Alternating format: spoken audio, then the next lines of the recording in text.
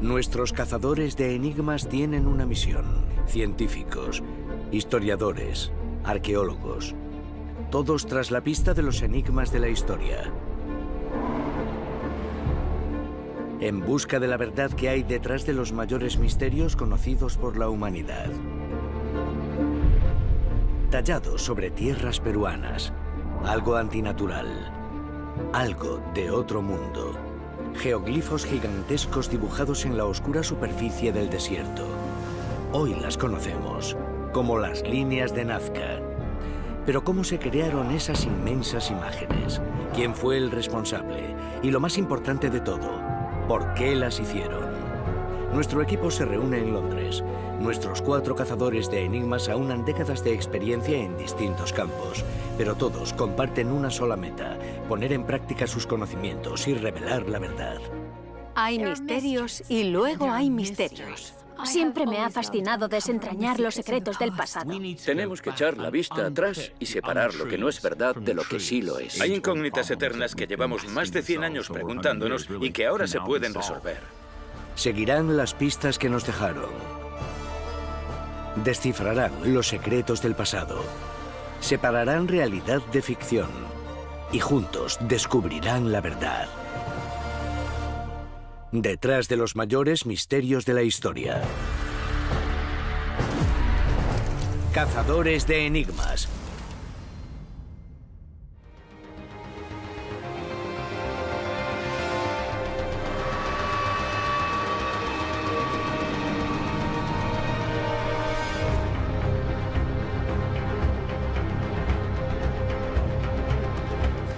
Año 1927.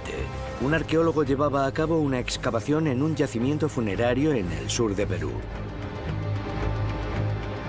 Un día dio un paseo entre las colinas que rodeaban su excavación.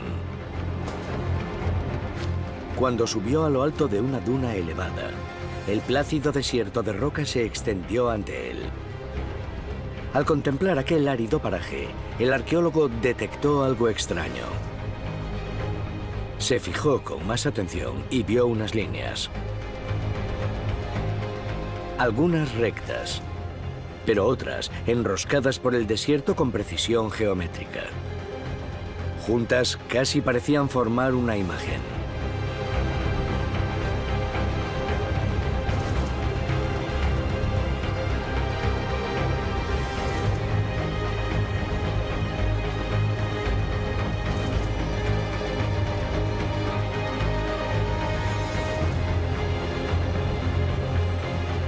Ese día marcó el inicio de un misterio que ha intrigado y confundido a científicos durante generaciones.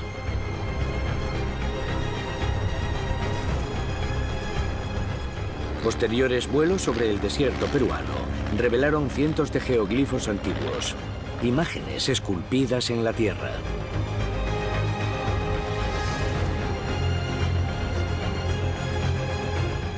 Lo que me fascina de las líneas de Nazca no es solo cómo las crearon, sino todos los errores que los expertos contemporáneos hemos cometido a la hora de intentar explicarlos.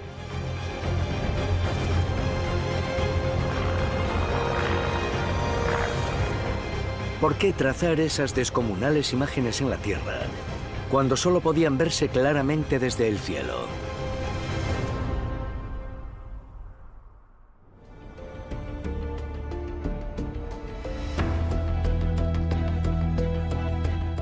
Como antropóloga, una de las cosas que más me intriga de las líneas de Nazca es que realmente no son un fenómeno aislado.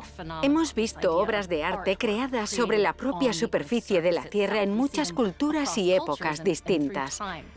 Pero siempre he querido saber por qué lo hace cada cultura. ¿Por qué crearon los nazcas esas líneas? No es solo un monumento, sino cientos de monumentos construidos a una escala descomunal. Y se distinguen incluso en imágenes por satélite. Las líneas se pueden ver desde el espacio. Y naturalmente nos preguntamos qué pasa aquí, qué son, por qué y quiénes las hicieron. Estas misteriosas líneas claramente nos están queriendo contar algo a través de las fascinantes imágenes que forman, pero aún no hemos podido descifrar el qué. Hay muchas teorías sobre lo que aquel pueblo estaba intentando decir o transmitir con esas imágenes que no parecen de este mundo.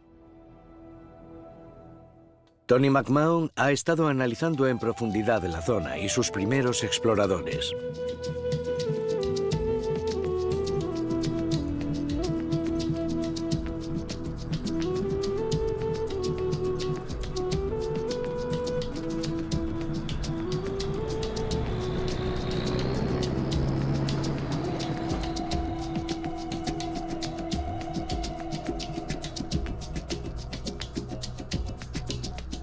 Las líneas de Nazca se sitúan en el sur de Perú, a unos 400 kilómetros al sur de su capital, Lima. Se ubican en una planicie desértica elevada entre dos ríos.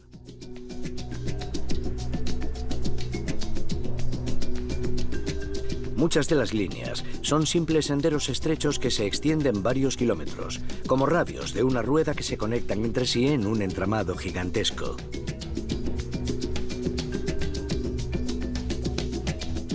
Otras son formas geométricas descomunales, triángulos y trapecios, a través de cientos de metros.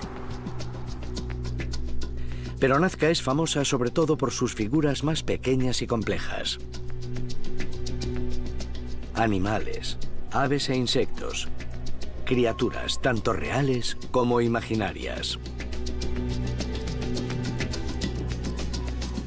Los geoglifos incluyen un colibrí, una araña o un mono con una cola muy larga en espiral.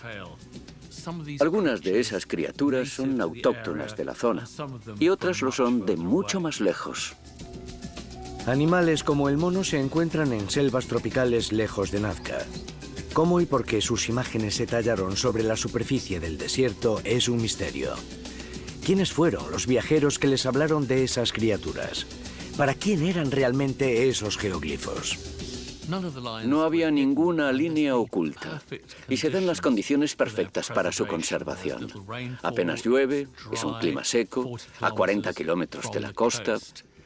Así que las líneas ya estaban ahí esperando a ser descubiertas cuando llegaron los conquistadores españoles en el siglo XVI.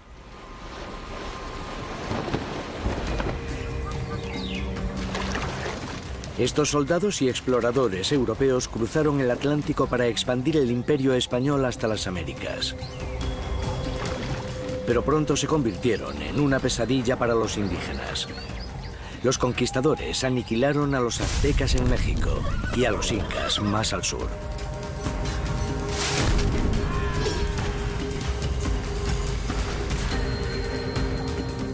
Entre sus tierras recién conquistadas estaban las altas llanuras del sur de Perú, donde encontraron un desierto marcado con extrañas líneas. En sus testimonios, los conquistadores describen las líneas de Nazca como caminos o senderos. Por desgracia, los invasores españoles no solo trajeron consigo guerra, una nueva religión y tecnología moderna a esta parte del mundo, sino también enfermedades con efectos catastróficos. La población indígena no estaba inmunizada contra enfermedades como la viruela o el tifus. Sus pueblos sufrieron unas epidemias devastadoras. Una generación después de la caída del Imperio Inca en 1572, el Valle de Nazca estaba casi vacío. Este padecimiento acabó prácticamente con los pueblos indígenas. Se aniquiló su cultura, sus monumentos fueron arrasados y toda información de lo que podían ser esas líneas fue completamente eliminada. Parecía que Nazca y el enigma de las líneas en el desierto eran algo condenado a ser olvidado. Pero entonces, en el siglo XIX, un insólito estilo de alfarería proveniente de Sudamérica comenzó a aparecer en los museos europeos. De dónde provenían exactamente era un misterio, pero sus diseños intrincados y sus colores impactantes e intensos cautivaron la imaginación de unos académicos que trabajaban en una nueva disciplina científica, la arqueología. La arqueología aún estaba en pañales cuando, a principios del siglo XX, el académico alemán Max Ulla llegó hasta la zona siguiendo el rastro de unas vasijas y las encontró en el sur de Perú. Le siguieron otros arqueólogos. Empezaron a recopilar evidencias de una antigua civilización que vivió entre la cordillera de los Andes y el Océano Pacífico. Los llamaron los nazcas. No sería hasta la década de los años 20 cuando el arqueólogo peruano Toribio Mejía Césped descubrió lo que eran las líneas. Al principio parecían caminos que no llegaban a ninguna parte, pero dando un paseo por las colinas se dio cuenta de lo que las líneas de Nazca eran en realidad. La verdadera escala de las imágenes solo podía verse desde el cielo. Pronto fletaron aviones para sobrevolar el desierto con fotógrafos a bordo. Sus imágenes y los misteriosos grabados que revelaban fueron noticia en todo el mundo. Las fotos mostraban una confusa maraña de líneas que se extendían en distintas direcciones a lo largo de muchos kilómetros. Y entre medias y sobre esas líneas se veían unos extraños geoglifos de animales y aves. Pronto más arqueólogos viajaron hasta Perú para tratar de desentrañar el misterio de las líneas. Llegaron a la conclusión de que el pueblo que antaño habitó estas tierras parecía tener tan solo tecnología rudimentaria y ningún lenguaje escrito. ¿Cómo pudieron elaborar unos dibujos tan precisos? Los arqueólogos empezaron a darse cuenta de que los antiguos nazcas habían retirado las piedras color marrón rojizo de la superficie, dejando a la vista la tierra amarillenta que había debajo. Y ese es un proceso arduo. Lo cierto es que trazar unas líneas que se extendieran hasta distancias tan largas no era algo muy complicado para una civilización antigua. Básicamente pones dos postes en el terreno y alguien se coloca y guía a otra persona para saber dónde poner un tercer poste. Y así se repite una y otra vez. Incluso se han encontrado indicios de ello en Nazca, con los restos de postes en los extremos de varias líneas. Un experimento moderno demostró que se podían crear incluso formas complejas con técnicas semejantes. En los 80, un grupo de arqueólogos decidió poner a prueba su propia teoría acerca de cómo pudieron haber creado los geoglifos. Así que en un intervalo de más o menos hora y media, fueron capaces de crear una espiral de 35 metros, que era algo parecido a la cola del mono. El experimento demostró que los nazcas no necesitaban grandes conocimientos en geometría o ingeniería para crear las líneas en el desierto. Hay más de 1.300 kilómetros de líneas grabadas sobre el terreno en una superficie de 50 kilómetros cuadrados. Suelen tener unos pocos centímetros de profundidad y no más de medio metro de anchura. Difieren en ubicación y estilo. Solo 70 de ellos presentan sus icónicos diseños zoomórficos y hay centenares de ellos geométricos. Queda claro que estas líneas no fueron fruto de un período concreto ni del capricho de una élite gobernante. Estos geoglifos se tallaron en la tierra a lo largo de un período de 1000 años y ocuparon un lugar preeminente en Nazca y en toda la cultura andina. Pero no había respuesta obvia a la pregunta más importante de todas. ¿Por qué habían creado las líneas? El aspecto más curioso de las líneas de Nazca es que tenemos líneas rectas que se cruzan entre ellas, pero también hay geoglifos por encima de ellas. Ahora bien, ¿todo eso responde a un solo propósito? ¿O es que había una razón para las líneas rectas y otra para las imágenes de animales y aves? Tras las décadas desde que se redescubrieron las primeras líneas, los arqueólogos han encontrado cientos de grabados entre las rocas y colinas de Nazca. Estos últimos años, avances tecnológicos como los drones y el escaneo 3D han permitido identificar aún más, algunos de ellos apenas visibles al ojo humano. Con cada nuevo descubrimiento aumenta el misterio de las líneas de Nazca. Desde que se redescubrieron las líneas de Nazca en los años 20, muchos arqueólogos que operan en la región se han dedicado a cartografiarlas y categorizarlas. Uno de los primeros estudios importantes comenzó a principios de los años 40. Lo dirigía un profesor estadounidense de la Universidad de Long Island llamado Paul Kosok. Era historiador, pero se formó por su cuenta para ser arqueólogo. Y una de las cosas que más le interesaban era aplicar las nuevas tecnologías y técnicas para resolver problemas arqueológicos.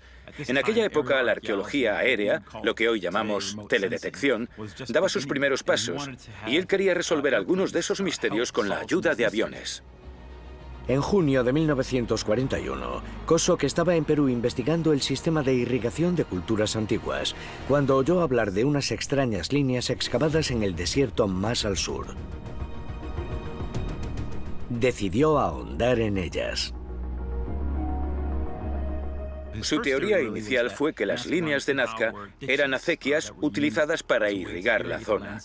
Es una región muy seca de Sudamérica, y la irrigación habría sido una tecnología fundamental para la agricultura. Con solo 4 milímetros de precipitaciones al año, el Valle de Nazca es una de las regiones más áridas del planeta, con temperaturas medias de más de 27 grados centígrados. Con tan poca nubosidad, tener acceso a agua dulce resultaría crucial para mantener sana a la población y evitar sequías anuales, desnutrición y hambruna.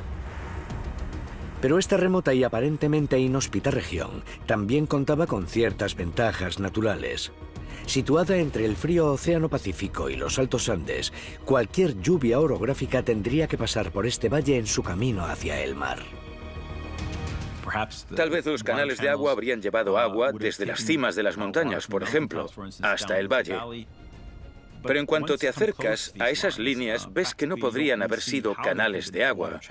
Son superficiales, muy poco profundas. No penetran demasiado en el terreno.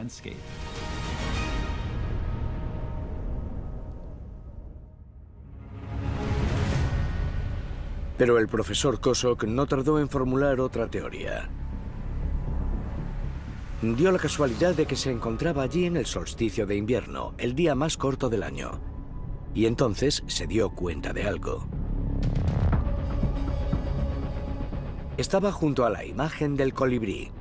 Vio que a medida que el sol se escondía tras el horizonte, se alineaba directamente con el pico del colibrí. Se le ocurrió una idea. Miró a la zona del pico y se dio cuenta de que era una línea bastante recta y que, de hecho, podría alinearse con las estrellas, que podría existir algún tipo de relación, no con ningún tipo de irrigación de la Tierra, sino más bien con el cielo nocturno y con las estrellas y con otros elementos o fenómenos astronómicos. Al poco empezó a especular con que quizá no fuera solo el colibrí, sino que todos los geoglifos estaban diciéndonos cuándo sembrar y cuándo recoger la cosecha. Eran casi un manual de instrucciones que se comunicaba con las estrellas. El profesor Kosok empezó a cartografiar las líneas de Nazca. Pero cuando se marchó de Perú tras su última expedición en 1948, su trabajo quedó inacabado. Su ayudante recogió el testigo, una aventurera de Alemania llamada María Reiche. Había ido a Perú para dar clases a los hijos de los diplomáticos de la embajada alemana de la época. Era muy culta, experta en astronomía, matemáticas y dominaba varios idiomas. Tuvo que quedarse en Perú a causa de la Segunda Guerra Mundial. pero se enamoró de sus paisajes y tuvo la oportunidad de conocer a Paul Kosok. Descubrió las líneas de Nazca y la arqueología de la región, y al final tomó el relevo y continuó con su legado y su trabajo. María Raiche prosiguió sus estudios en Nazca durante 40 años, midiendo y documentando todos los geoglifos que encontró. Vivía sola en una casita en pleno desierto. Sobrevolaba las líneas en avión o helicóptero. Si no había ninguno disponible, se subía a una escalera. Lo que fuera para tener una vista mejor. María Raiche se obsesionó con las líneas de Nazca. Era una arqueóloga extraordinaria, obviamente, pero también utilizó la formación y conocimientos que había adquirido de joven en matemáticas y astronomía. Así que combinó esos conocimientos y un tiempo después desarrolló la teoría de Paul Kosok, que es que estos geoglifos no solo son parte de un gigantesco libro astronómico, sino que más bien los geoglifos representan constelaciones enteras. Básicamente son grupos de estrellas. Tal vez viviera como una ermitaña, pero María Raiche tenía buen olfato para la publicidad. Su historia, la de una solitaria carismática y excéntrica que dedica su vida a unas líneas misteriosas en el desierto, cautivó la imaginación del público. Escribió un libro sobre su trabajo titulado El secreto del desierto. Empleó bien las ganancias que obtuvo por el libro. Raiche contrató guardas de seguridad para proteger las líneas de Nazca y presionó al gobierno peruano para garantizar su conservación. Su trabajo fue fundamental para que en 1994 la UNESCO reconociera las líneas de Nazca como Patrimonio de la Humanidad. Los esfuerzos de Raiche catapultaron sus teorías hacia la fama mundial. Pero había quien tenía sus dudas. ¿De verdad las líneas de Nazca eran un mapa de las estrellas?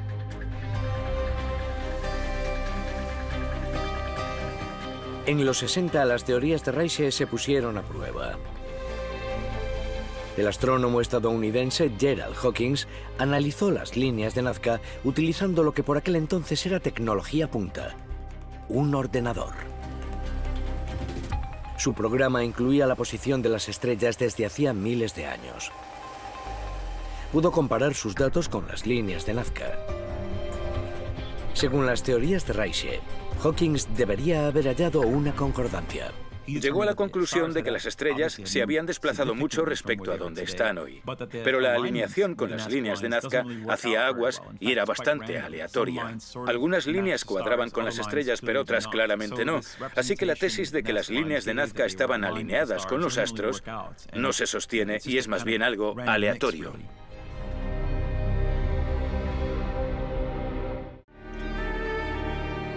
En 1996, Donald Prue, profesor de antropología en la Universidad de Massachusetts, viajó a Sudamérica. Fue a Nazca para llevar a cabo una investigación preliminar para un estudio arqueológico. Allí conoció a otro estadounidense, un hombre llamado David Johnson. Era un profesor de Nueva York. Se encontraba en Perú ayudando a los lugareños a encontrar agua en el árido desierto. En realidad, los aldeanos de Perú le habían pedido que viniera a ayudarles a buscar agua en su aldea. Prue se entusiasmó cuando lo conoció, porque empezó a hablarle de la importancia del agua y de que quizá esos geoglifos tuviesen que ver de algún modo con el agua. Parecía haber cierta correlación entre algunos elementos acuáticos de la antigüedad con los geoglifos. El profesor Prue aceptó ayudar a Johnson en su investigación. Su trabajo dio pie a una nueva teoría para explicar las líneas de Nazca, diferente a todo lo que se había sugerido antes. Sintieron fascinación por los llamados puquios, una especie de manantiales en espiral sobre el terreno que en esencia son canales de agua subterráneos que las civilizaciones antiguas construyeron, los nazcas y otros, para canalizar agua por la región.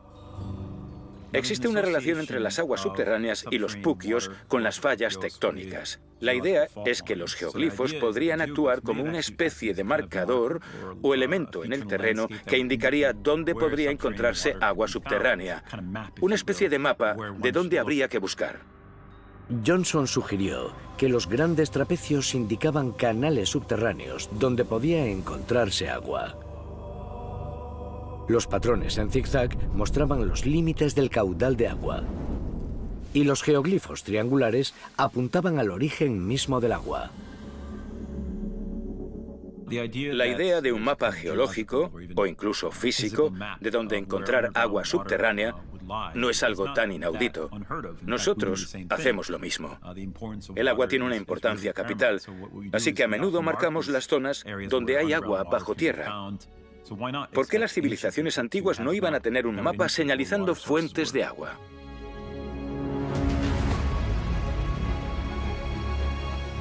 Con la financiación de la National Geographic Society en 1998, Prue y Johnson llevaron un equipo a Nazca para probar su teoría. Investigaron zonas por toda la región de Nazca. Era la primera vez en la historia que se llevaba a cabo un estudio semejante. A Prue le intrigaba mucho esa hipótesis, pero por suerte en muchos sentidos es un verdadero científico, lo que significa que elaboró esas hipótesis en base a unas ideas.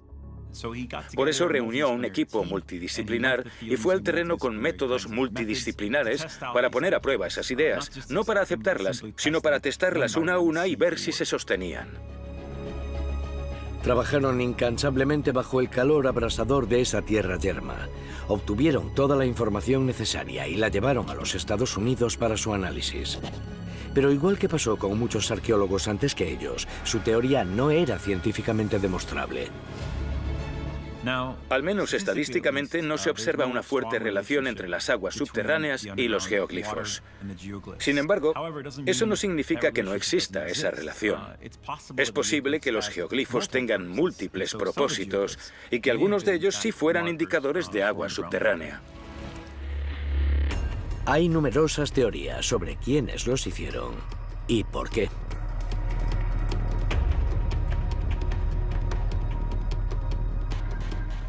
La doctora en antropología Karen Bellinger ha estado investigando la antigua civilización que podría haber grabado esas líneas.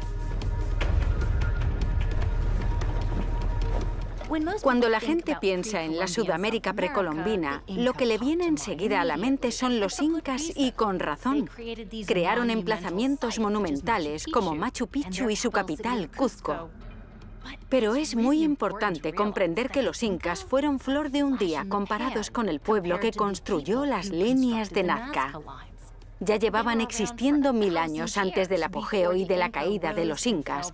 Así que, si queremos comprender las líneas de Nazca, tenemos que examinar esa civilización.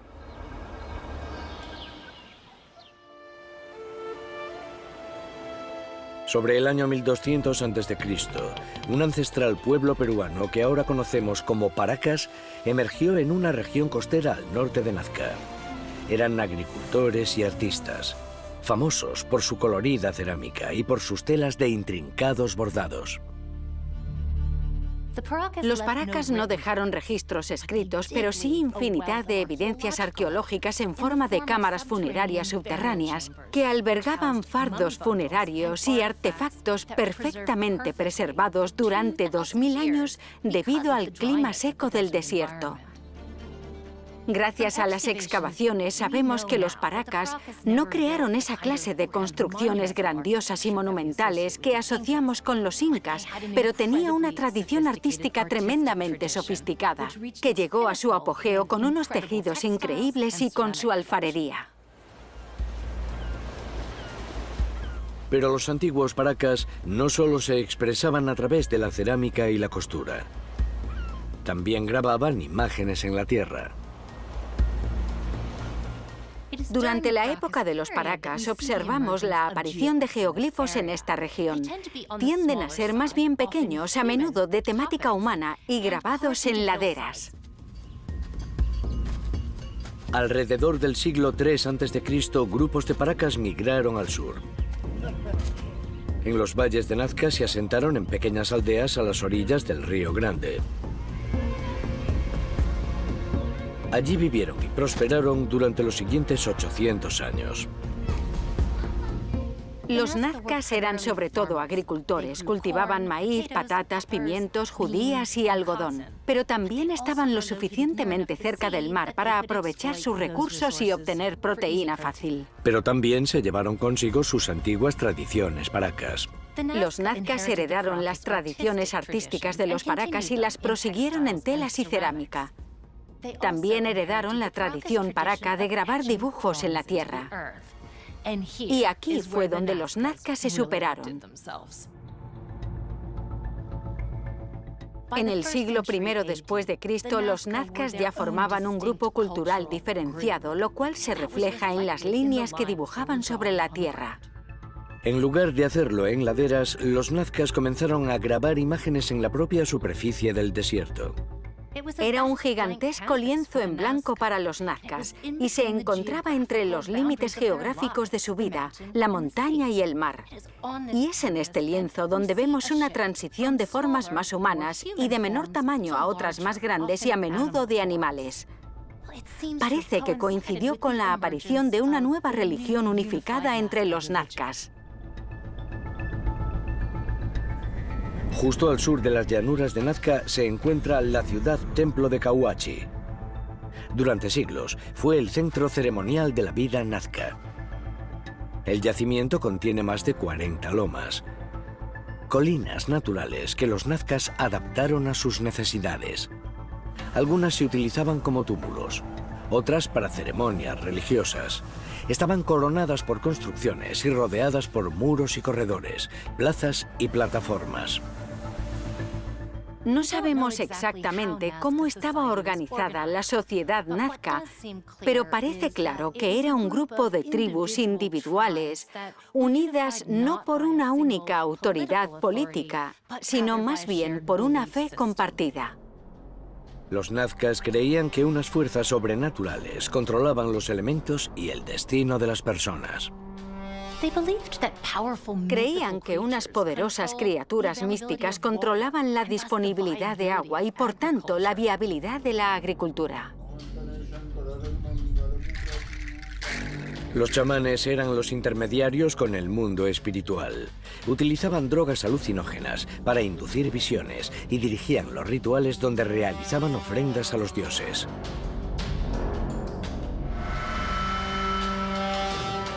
Entre ellas, cerámica, sacrificios animales, zampoñas aplastadas y cabezas humanas.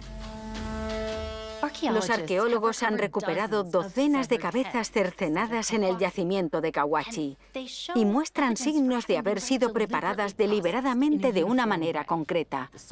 Los tejidos blandos, el cerebro, se han retirado y se han cosido los labios con púas de cactus. Tienen la frente perforada para poder pasarles una cuerda por el orificio. Aunque al principio se pensó que las víctimas debían ser enemigos, las pruebas de ADN demuestran que eran nazcas. Son pruebas de un probable sacrificio humano. Los sacrificios humanos eran habituales entre los antiguos pueblos andinos. Para los nazcas, parece que los rituales de decapitación estaban ligados a la renovación y la fertilidad. Existe iconografía en telas y alfarería que muestra vida vegetal saliendo de las bocas de las cabezas trofeo. Son agricultores en unas tierras inhóspitas. Están en un desierto entre las montañas y el mar y tienen que asegurarse, como sea, de que habrá agua disponible para que sus cultivos crezcan. Está claro que era una manera con la que esperaban congraciarse con los dioses y pedirles su bendición en forma de agua. En la actualidad, muchos expertos creen que las líneas de Nazca formaban parte de la misma red de rituales y fe. Dada la proximidad del complejo Cahuachi a muchas de las líneas de Nazca, debe de existir una correlación entre ambas. Aún hoy, los rituales que implican caminar sobre líneas que llevan a lugares sagrados siguen siendo un rasgo de las poblaciones indígenas en Perú. Probablemente esas peregrinaciones también formaran parte de la vida de los nazcas. Hay unas impresionantes figuras de cerámica que representan lo que se ha interpretado como una familia que camina en procesión, con perros bailando a su alrededor y pájaros posados sobre sus hombros, que tal vez fueran ofrendas. Los nazcas viajaban a Cahuachi para realizar banquetes y rituales, desde sus asentamientos en las montañas y en la costa. Muchas de esas rutas los habrían llevado a través del desierto de las líneas de Nazca. Las líneas que representan al colibrí, al mono y a la orca se corresponden con adornos de cerámica y simbolizan las poderosas fuerzas del aire, de la tierra y del agua. Existen considerables indicios de actividad humana entre las líneas. Cerámica y zampollas rotas, sacrificios animales e incluso posibles restos de edificaciones. Es posible que las líneas fueran senderos sagrados que los nazcas recorrían en su peregrinación a Cahuachi. Tienen más o menos la anchura de un sendero y muchas de ellas van en línea recta. De hecho, algunos investigadores han detectado compresión en el suelo en contraposición con el exterior de la línea. ¿Y qué podría haberla provocado? Los pies de la gente. ¿Eran las líneas de Nazca caminos hacia el agua o hacia lugares rituales para obtener agua de los dioses? Sabemos que llevaban una vida precaria. Vivían a merced de los elementos y las líneas eran su respuesta. Pero eso no ha impedido que se abran hueco otras teorías, algunas de las cuales nos alejarán de Perú y nos llevarán por todo el mundo hasta planetas más allá de nuestra imaginación. Los cazadores de enigmas están investigando una de las incógnitas más antiguas del mundo. ¿Por qué una antigua civilización de Sudamérica iba a mover toneladas de tierra y piedra en mitad de un desierto para crear dibujos gigantescos que ellos mismos apenas podían ver?